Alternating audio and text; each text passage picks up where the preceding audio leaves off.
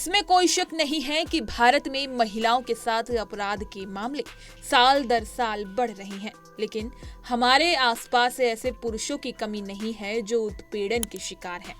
बेंगलुरु के AI engineer Atul Subhash की खुदकुशी ने इस अनदेखे मुद्दे को फिर से चर्चा के केंद्र में ला दिया है।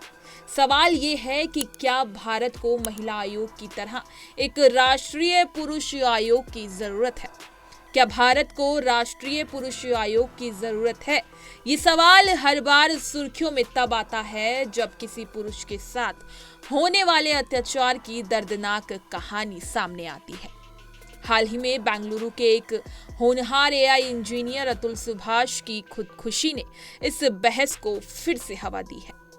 अपनी पत्नी की झूठी मुकदमेबाजी, घरेलू कलेश और ससुराल पक्ष के उत्पीड़न से परेशान होकर अतुल ने अपनी जान दे दी। उनकी मौत से पहले बनाए गए वीडियो में उन्होंने गंभीर आरोप लगाए हैं। पुलिस ने पत्नी निकिता सिंघानिया सहित 4 लोगों के खिलाफ मामला दर्ज किया है। हमारा समाज घरेलू हिंसा और महिलाओं के साथ होने वाली हिंसा के खिलाफ जागरूक है और इसके लिए सख्त कानून भी बनाए गए हैं, मगर पुरुषों पर हो रहे अत्याचारों की अनदेखी इतनी ज्यादा है कि वो ना तो समाज को और ना ही कानून को दिखलाई पड़ती है। जिस तरह महिला आयोग ने लाखों महिलाओं को न्याय दिलाने में मदद की है, वहीं क्या पुरुषों के पास भी अपनी बात रखने के लिए कोई मंच होना चाहिए? आइए समझते हैं कि भारत में पुरुष आयोग की मांग क्यों बढ़ रही है। क्या वाकई पुरुष उत्पीड़न के मामले बढ़े हैं और बाकी देशों का क्या हाल है? राष्ट्रीय अपराध रिकॉर्ड ब्यूरो यानी एनसीआरबी के आंकड़ों के मुताबिक देश में पुरुषों की आत्महत्या की दर महिलाओं की तुलना में 2 गुने से ज्यादा है। इसके पीछे तमाम कारणों में पुरुषों का घरेलू हिंसा का शिकार होना भी बताया जाता है। 2021 में प्रकाशित एनसीआरबी के आंकड़ों की ही माने तो देश भर में 1,64,033 लोगों ने आत्महत्या की। इनमें से 81,063 विवाहित पुरुष और 28,680 विवाहित महिलाएं शामिल हैं।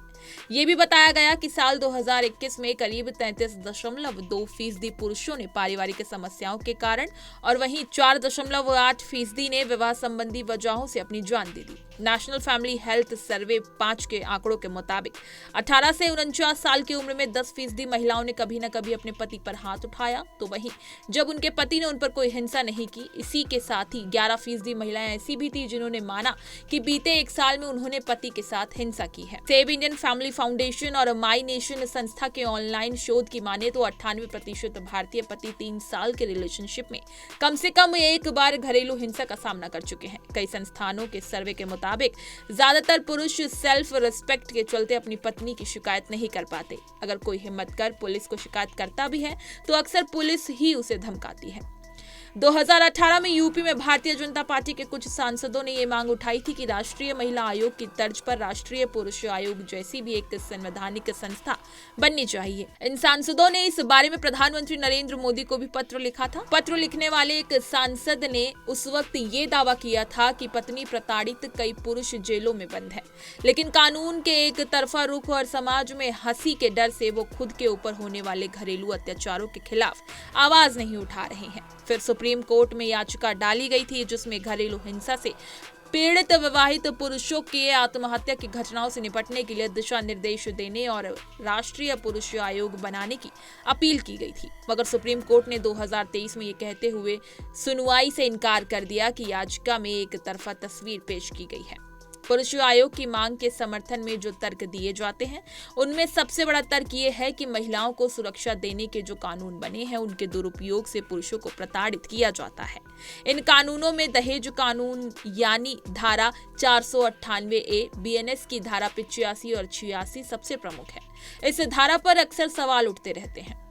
पुरुषों के खिलाफ घरेलू हिंसा का मुद्दा सिर्फ भारत की समस्या नहीं बल्कि दुनिया भर के कई देशों की ये इससे अछूते नहीं है। यूनाइटेड किंगडम के ऑफिस फॉर नेशनल स्टैटिस्टिक्स के डेटा के मुताबिक 2022 और 2023 से पता चलता है कि घरेलू हिंसा के 3 पीड़ितों ने 1 पुरुष है। वहीं साथ ही भूटान में 2023 की रिपोर्ट की माने तो 788 मामलों में से 69 में से पुरुष पीड़ित शामिल है। हर गुजरते साल में ये संख्या बढ़ती जा रही है।